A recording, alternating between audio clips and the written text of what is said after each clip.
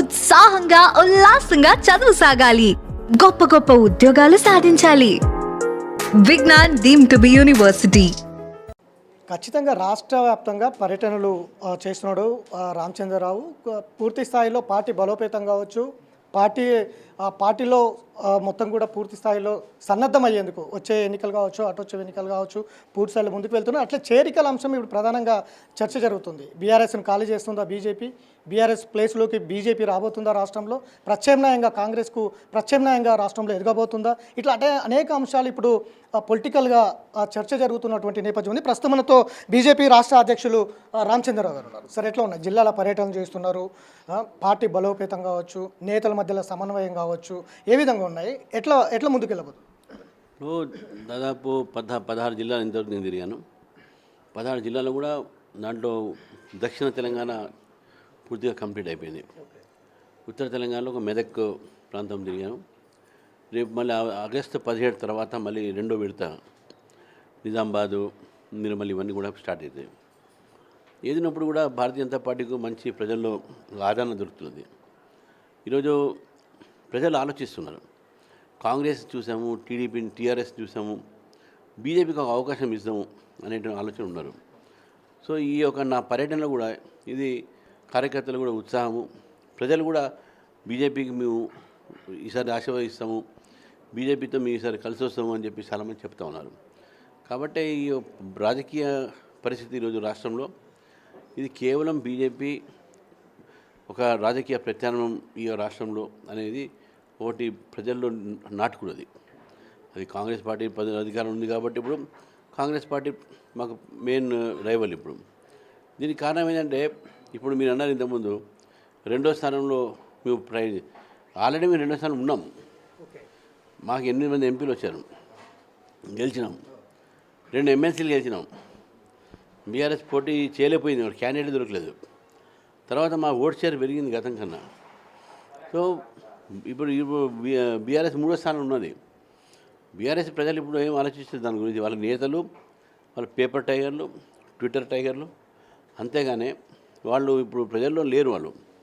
వాళ్ళ అంతర్గత కుటుంబ కళాలు ఎక్కువనే. సో కాబట్టి ప్రజలు బీజేపీ వైపు చూస్తూ ఉన్నారు.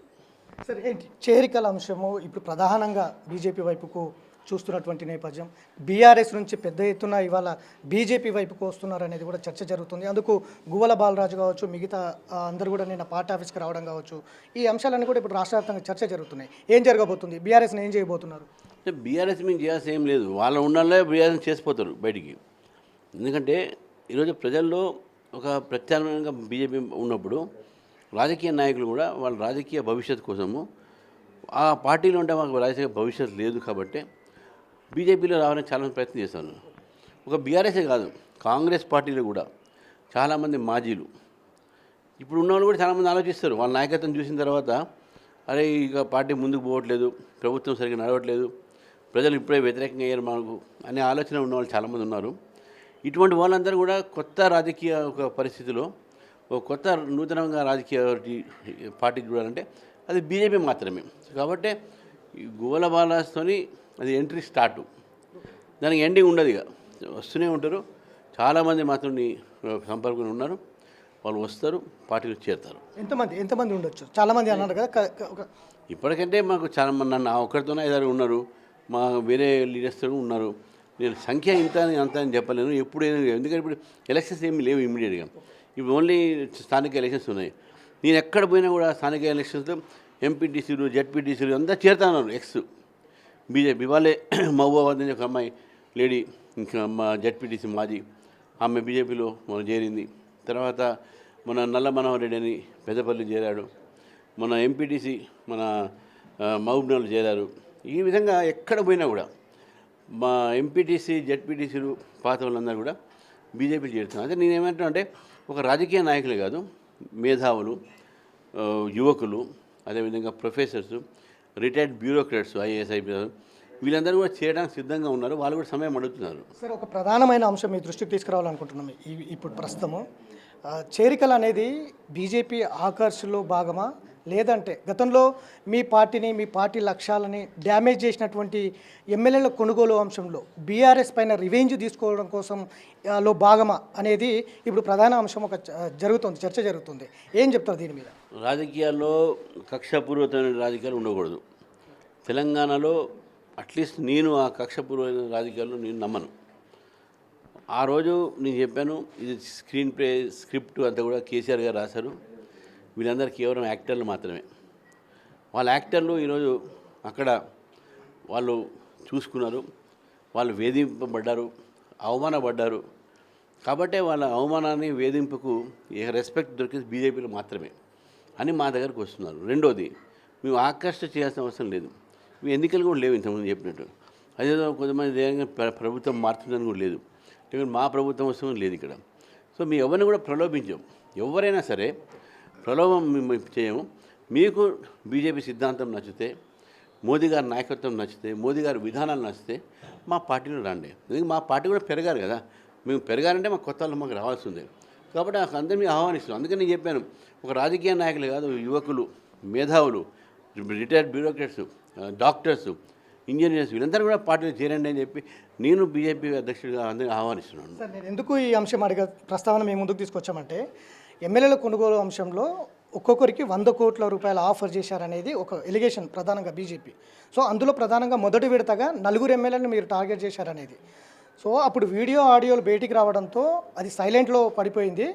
కొన్నాళ్ళ తర్వాత, దాదాపు 3-4 ఏళ్ల తర్వాత అందులో ప్రధానంగా ఉన్నటువంటి వ్యక్తి గువ్వల బాలరాజు మీ పార్టీలోకి ఇవాళ రావడంతో మళ్ళొకసారి అది తెర మీదకి వచ్చింది. అందులో ఆ ఒప్పందంలో భాగమే ఇవాళ గువ్వల బాల మీ పార్టీలోకి వచ్చారు. నెక్స్ట్ మిగతా వాళ్ళు కూడా రేఖ కాంతారావు కావచ్చు, పైలట్ రోహిత్ రెడ్డి కావచ్చు, వీళ్ళందరూ కూడా మీ పార్టీలోకి రాబోతున్నారు అనేది కూడా ఉంది. ఆ ఒప్పందంలో భాగమే అనేది ప్రధానమైన చర్చ. అందుకే మీ దృష్టికి తీసుకొస్తున్నాం. దీని మీద ఏం చెప్తారు? ఇప్పుడు ఎవరెవరు చేరుతున్నారు ఏంటనేది ఇంకా జాబితా ఏమీ బయట పెట్టలేదు. ఎవరైనా బయట పెడుతుంటే అది ఓన్లీ ఊహాగానాలు మాత్రమే ఒకటి. రెండోది 100 కోట్లు ఇస్తారు, అది ఇస్తారని చెప్పేసి ఇవన్నీ స్క్రీన్ ప్లేలో భాగం. నేను చెప్తున్నాను, ఏ రోజు కూడా బీజేపీ ఎవరైనా తీసుకుంటే బేషరతుగా తీసుకుంటుంది, అన్కండిషనల్ తీసుకుంటుంది. మీకు ఇది ఇస్తాం, అది ఇస్తాం అని ఎవ్వరు కూడా మీ పార్టీ ఎవరిని కూడా తీసుకోదు.